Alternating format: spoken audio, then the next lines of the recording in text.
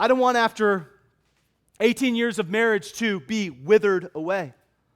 I don't want my life to be described as, hey, he was there for a minute and then he was withered away.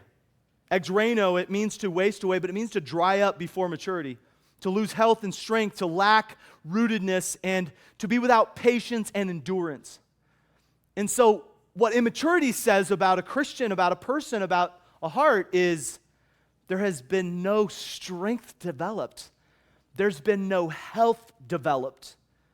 And so we have to come back to Proverbs 24:10 where it says, if you faint in the day of adversity, thy strength is small.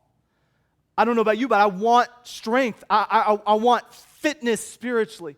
Alistair Begg said endurance is the key indicator to spiritual fitness. I don't know about you, but I want to be able to run.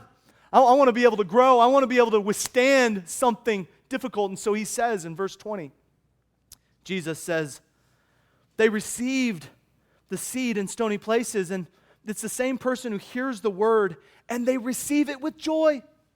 Listen, you could be in here, you're like, yes, I want that.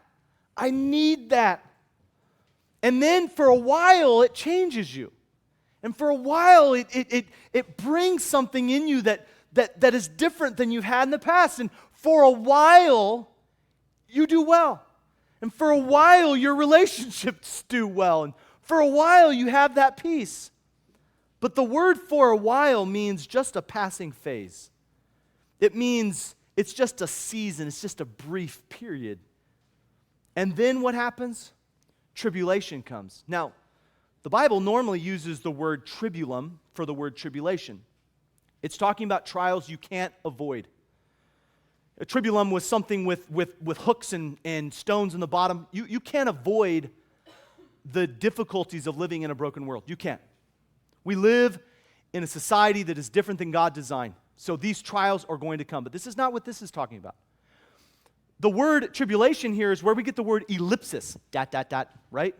Right? That's what that is. Ellipsis. If you didn't know, okay, now you know. So ellipsis, ... All right? It's from the word thelipsis, which is where we get this word tribulation from. It means the pressure to shorten an affliction. The pressure to try to get out of anguish, but it's self-anguish. It's the trouble that you're causing yourself. It's the pressure and distress that you have brought on yourself. I don't know about you, but I have been there. I am my worst enemy. My biggest problem is me, right? Now it's easier for me to blame someone else, but if I'm just being honest, I am my own worst enemy. And so when we're talking about thelipsis, we're talking about self-distress. Then he says, not only will thelipsis happen, but he also says this, persecution will happen. And this is diagmas, and it's from dio, meaning to put to flight, but it's the oppression, it's the outward harassment or conflict. Now, what we often do is we try to exclude or excuse the inward trouble, and we try to blame it on the outward trouble. We try to say, well, if the devil wasn't fighting me so hard. No, you looked at that picture, okay? And you got, no, you brought that on yourself. You were the one that cussed out your boss, okay? That's why you lost your job, right? You did that. Listen, you brought it. But listen, both happen. Persecution, tribulation, they both happen. From the outside, from the inside. Look at what Jesus says. Jesus said these things are going to happen. How you respond to them is the most important.